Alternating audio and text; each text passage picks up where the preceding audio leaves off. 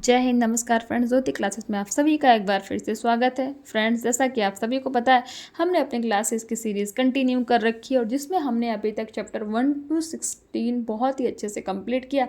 आप सभी से रिक्वेस्ट है, अगर अभी तक आपने चैप्टर 1 to 16 की वीडियोज़ नहीं देखी है तो प्लेलिस्ट में जाइए और चैप्टर 1 to 16 की वीडियोज़ को एक बार अवश्य देखिए, क्योंकि उसमें सारे ही चैप्टर आपको बहुत ही अच्छे से एक्सप्लेन कराए गए हैं टॉपिक वाइज। तो फ्रेंड्स, एक रिक्वेस्ट और है कि आप वीडियो जब भी देखिए तो उसको पूरा देखिए, क्योंकि आधा अधूरा देखेंगे तो आपको कुछ भी समझ में नहीं आएगा। हाँ, नहीं देखना है तो मत देखिए, अगर वीडियो देखिए तो प्लीज़ उसको पूरा देखिए।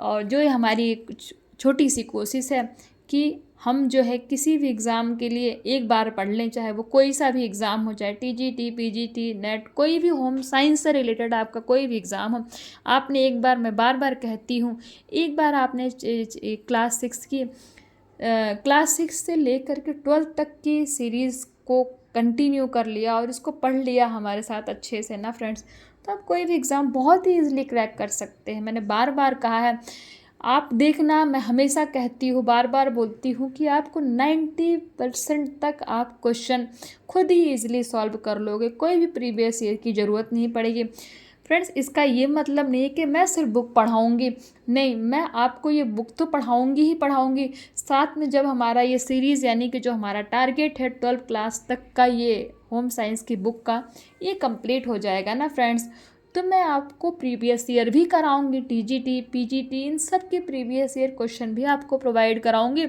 और मैं सिर्फ क्वेश्चन प्रोवाइड कराऊंगी, आप देखना आंसर आप खुद ब खुद दोगे। तो फ्रेंड्स, अब बिना पढ़े अगर मैं सिर्फ क्वेश्चन कराने लगूँ तो उसका कोई मीनिंग नहीं है ना, क्योंकि आपका कॉन्सेप्ट क्लियर होना चाहिए। और हर एग्ज़ाम के लिए ज़रूरी है कि आप सबसे पहले उसका सिलेबस पढ़ें, चाहे कोई सा भी एग्ज़ाम हो। और मैंने हमेशा बोला है फ्रेंड्स कि कोई भी एग्ज़ाम बड़ा नहीं होता, हमारी तैयारी छोटी होती है। तो हमें इस बार जो है इस तरह तैयारी करनी है कि हमारे एग्ज़ाम में कुछ भी आ जाए और ये ना हो कि नहीं, मैंने ये पढ़ लिया होता, मेरे से ये छूट गया, ऐसा नहीं होना चाहिए। इसलिए मैं आपको ये बुक पढ़ा रही हूँ, जो कि आपको वर्ड टू वर्ड हर चीज़ आपको पढ़नी है। उसमें कुछ चीज़ें आपको लगती होंगी, यार इनकी क्या ज़रूरत है। हाँ, इससे थोड़ा सा ये है कि आपका टाइम टेकन है, क्योंकि क्लास वाइज आप पढ़ रहे हो, हर वीडियो में कोई 15 मिनट, कोई 20 मिनट की वीडियोज़ है, तो आपको थोड़ा सा बोरिंग लगेगा। लेकिन फ्रेंड्स, जब कोई चीज़ अचीव करना है, कोई भी सक्सेस को अचीव करना है, तो थोड़ा तो टाइम देना ही पड़ेगा, क्योंकि जो है शॉर्टकट का कोई ऑप्शन नहीं होता। शॉर्टकट कहने में अच्छा लगता है बट इसका कोई मीनिंग नहीं है फ्रेंड्स। इसीलिए तैयारी पूरी करो, और जब आप मेहनत करोगे तो मेहनत आपकी ज़रूर रंग लाएगी। तो चलिए फ्रेंड्स, ज़्यादा बातें नहीं करूँगी, शुरू करती हूँ आज की क्लास। आज की क्लास में हम करने वाले हैं चैप्टर 17 के स्मरणीय तथ्य और उनकी प्रश्नावली। तो आप ये स्क्रीन पर देख पा रहे होंगे फ्रेंड्स, ये है हमारा चैप्टर 17 का स्मरणीय तथ्य और उसकी प्रश्नावली। हमने चैप्टर 17 तो कंप्लीट कर लिया था, पर ये हमारा एक पार्ट बच गया था, तो हम उसके पहले इसका प्रीवियस रिवीजन ले लेते हैं कि हमने प्रीवियस क्लास में क्या किया है। तो चलिए फ्रेंड्स, देखते हैं। ये है हमारा प्रीवियस क्लास, इसमें हमने देखा था धुलाई करना, धुलाई कला, यानी कि धुलाई भी तो एक आर्ट है ना। और उसमें देखा था वस्त्रों की धुलाई किस प्रकार की जाती है, उनकी सुरक्षा किस तरह करनी है। जिसमें देखा था हमने वस्त्रों के महत्व की उपयोगिता के आधार पर कितने भागों में विभाजित होता है, 2 भागों में, व्यक्तिगत जीवन में महत्व और सामाजिक जीवन में महत्व। साथ हमने देखा था वस्त्रों का अर्थ क्या होता है।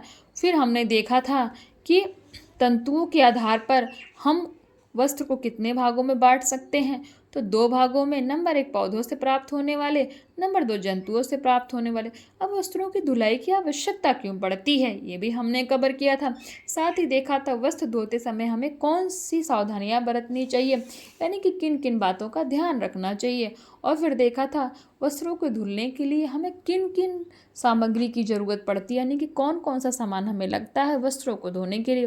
फिर हमने देखा था वस्त्रों की धुलाई की विधियाँ कौन कौन सी होती है, यानी कि हर अलग अलग टाइप के वस्त्र होते हैं ना, तो उनको अलग अलग वस्त्रों को धोने के लिए कौन कौन सी विधियाँ होती है, सूती कपड़ों की विधियाँ, ऊनी कपड़ों की विधियाँ और रेशमी वस्त्रों की विधियाँ हमने जानी थी। घर पर वस्त्र धोने से क्या लाभ होते हैं, वस्त्रों की सुरक्षा के उपाय यानी कि वस्त्र को किस तरह सुरक्षित रखा जा सकता है, ये सारे ही टॉपिक हमने बहुत ही अच्छे से प्रीवियस क्लास में कवर किए थे। तो फ्रेंड्स इसीलिए आपसे बोलती हूँ, अगर अभी तक प्रीवियस वीडियो नहीं देखी है तो प्लेलिस्ट में जाइए, आपको इन सब की वीडियोस मिल जाएगी। चलिए करते हैं आज का टॉपिक स्मरणीय तथ्य।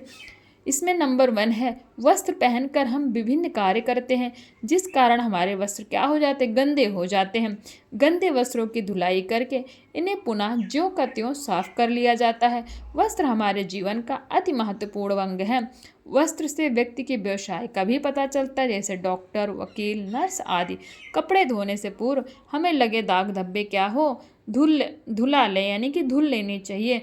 सफ़ेद तथा रंगीन कपड़ों को अलग अलग धोना चाहिए जिससे कि वो आपस में कलर ना छोड़ दें।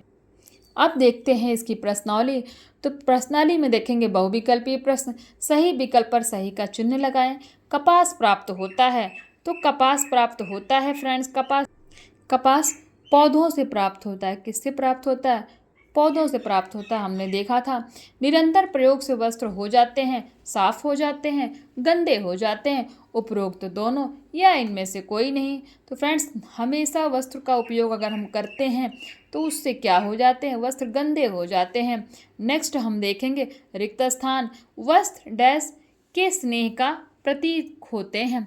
किसके स्नेह का प्रतीक होते हैं, तो भेंटकर्ता यानी कि जो हमें वस्त्र देता है उसके वस्त्र क्या होते हैं, प्रतीक होते हैं। वस्त्र क्या होते हैं, भेंटकर्ता के प्रतीक होते हैं। नेक्स्ट देखते हैं, आजकल बाजार में विभिन्न प्रकार के क्या मिलते हैं, क्या उपलब्ध हैं, तो वस्त्र उपलब्ध हैं। आजकल बाजार में क्या है, विभिन्न प्रकार के यानी कि अलग अलग तरह के वस्त्र उपलब्ध हैं। नेक्स्ट है, धोने से पहले कपड़ों की क्या करनी चाहिए। कपड़ों की हमने पढ़ा था प्रीवियस क्लास में, क्या करनी चाहिए, मरम्मत करनी चाहिए। मरम्मत क्यों करनी चाहिए, जिससे कि हमारे वस्त्र क्या हो, फटे ना, कि वो और ना फट जाएं इससे पहले। इसीलिए क्या करना चाहिए, कभी भी किसी वस्त्र को धोने से पहले उनकी सिलाई यानी कि मरम्मत कर लेनी चाहिए। देखते हैं सही गलत, जिसमें हम देखेंगे धोबी से धुलवाने से वस्त्र जल्दी फट जाते हैं। तो फ्रेंड्स ये स्टेटमेंट आपका क्या हो जाएगा, ये स्टेटमेंट हो जाएगा आपका सही हो जाएगा, क्योंकि वस्त्र जब धोबी धोता है तो वो बहुत ही घटिया तरह के डिटर्जेंट का यूज करता है, जिससे क्या होता है, वस्त्र जल्दी फट जाते हैं। नंबर 2, फटे हुए वस्त्रों की मरम्मत नहीं करनी चाहिए। तो क्या फटे हुए वस्त्रों की मरम्मत नहीं करनी चाहिए, तो करनी चाहिए। तो ये स्टेटमेंट क्या हो जाएगा, रॉन्ग हो जाएगा। साफ वस्त्र से संक्रामक रोगों से बचाव होता है, यानी कि अगर हम साफ कपड़े पहनते हैं तो फैलने वाले रोग जो होते हैं, जैसे खांसी हो गया, जुकाम हो गया, मलेरिया हो गया, डेंगू, ये सब क्या है, संक्रामक रोग हैं, तो इनसे क्या होता है, बचाव होता है। तो फ्रेंड्स ये स्टेटमेंट हमारा क्या हो जाएगा, ये स्टेटमेंट हमारा सही हो जाएगा। इसीलिए हमें वस्त्र क्या करने चाहिए, साफ सुथरे कर पहनने चाहिए। तो फ्रेंड्स ये था हमारा प्रश्नावली। और हाँ, आप देख पा रहे होंगे स्क्रीन पर, ये है आपके अति लघु उत्तरीय प्रश्न, लघु उत्तरीय प्रश्न, दीर्घ उत्तरीय प्रश्न। प्लीज़ इनका स्क्रीनशॉट आप ले लिया करिए और इसको सॉल्व करने की कोशिश किया करिए, जिससे कि आप खुद सॉल्व करेंगे तो आपको समझ में आएगा कि जो आप वीडियो देख रहे हो, क्या आप इन क्वेश्चन को सॉल्व कर पा रहे हो। अगर आप इन क्वेश्चन को सॉल्व कर रहे हो तो इसका मतलब है कि वीडियो आपके काम की है, जो भी आपको मटेरियल प्रोवाइड कराया जा रहा है। और अगर नहीं कर पा रहे हो फ्रेंड्स, तो इसका मतलब है नहीं है। और नहीं अगर कर पा रहे हो तो आप क्लास नहीं भी देख सकते हैं, है ना। तो आप देखिए तो कि जो आपको ये सीरीज चलाई गई है, क्या उसका कोई बेनिफिट निकल रहा है। मेरे पास इन सब के हैंड रिटन नोट्स फ्रेंड्स मौजूद हैं।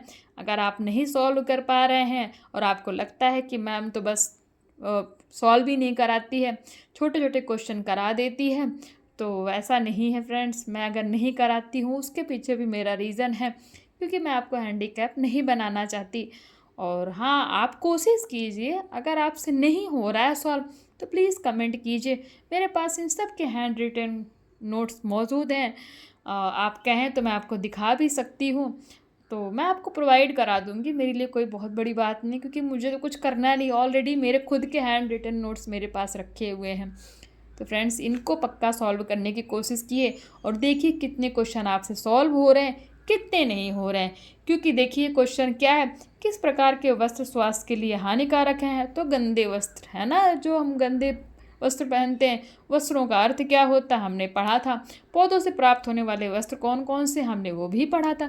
यानी कि इसमें जितने भी क्वेश्चन है वो सब हमने आपको प्रीवियस वीडियो में एक्सप्लेन करा दिया है। क्वेश्चन कहीं बाहर से नहीं आता, हमारे चैप्टर से रिलेटेड ही आता है। तो प्लीज़ फ्रेंड्स, एक बार इनको सॉल्व करने की कोशिश कीजिए। और हाँ, आप ये देख पा रहे होंगे, ये इसका क्या है, इस चैप्टर का क्या है, आंसर की है, यानी कि उत्तरमाला है। आप चाहें तो इसका भी स्क्रीनशॉट लेके रख सकते हैं, नहीं तो मैं तो बोल के कराती हूँ। तो फ्रेंड्स, आज की क्लास यहीं तक, और ये था हमारा लास्ट, यानी कि हमारा क्लास 6 का जो सीरीज़ था वो हो गया है आज समाप्त। अब हम कल से चलेंगे न्यू सीरीज़ पर, जो होगा हमारा होम साइंस का क्लास 7th की सीरीज़। कल से हम स्टार्ट करने वाले हैं। तो फ्रेंड्स, आप इस सीरीज को अगर आप नहीं देखी है तो प्लीज़ आप देख लीजिए, प्लेलिस्ट में पड़ी हुई है। छोटी छोटी वीडियोस के माध्यम से आप बहुत ही जल्दी एक स्टोरी की तरह सुन सुन के आप इसको कंप्लीट कर देंगे। क्योंकि मुझे भी पता है, जब बुक खुद लेके अकेले बैठ के पढ़ते हैं ना तो नींद आती है और फिर बोरिंग भी लगता है। लेकिन जब उसको सुन के एक स्टोरी की तरह आप सुनते हो तो चीज़ें क्या होती हैं, माइंड में बहुत ही ईजिली फीड हो जाती हैं और हम बोर भी नहीं होते। तो ये सीरीज़ फ्रेंड्स आपके लिए बहुत ही काम की होगी। प्लीज़ आप एक बार इसके साथ में कंटिन्यू लगे रहिए, क्योंकि आप एक बार इस सीरीज़ को कंप्लीट कर लिए ना, फिर आप कोई भी होम साइंस से रिलेटेड एग्ज़ाम, मैं बार बार कहती हूँ, चाहे टीजीटी हो, पीजीटी हो, कोई सा भी एग्ज़ाम हो, और मेरा लक्ष्य ही यही है कि आपको एक बुक पढ़ा करके, पूरा सिलेबस करा करके आपको एक साथ ही हर एग्ज़ाम के लिए मैं तैयार कर दूँ, जिससे कि आपको अलग अलग एग्ज़ाम के लिए अलग अलग बैचेस ना खरीदने पड़े। हाँ, पूरा तो नहीं, मैंने आपको बोला ना फ्रेंड्स, कुछ चीज़ें बाहर से भी आती हैं, बट वो 10% ही होती हैं। 85 to 90% मैं गारंटी लेती हूँ कि आपका इस सिलेबस से ही सारा क्वेश्चन आता है। तो प्लीज़ आप लगे रहिए, बने रहिए इस सीरीज के साथ और पढ़ते रहिए, पढ़ाते रहिए। मिलते हैं नेक्स्ट क्लास में और अपने एक न्यू सीरीज के साथ, जो है हमारा क्लास 7th का, वो हम करने वाले हैं कल से स्टार्ट। आज हमारी क्लास 6 की ये लास्ट थी। तो फ्रेंड्स, चलिए मिलते हैं नेक्स्ट क्लास में, तब तक के लिए जय हिंद, नमस्कार।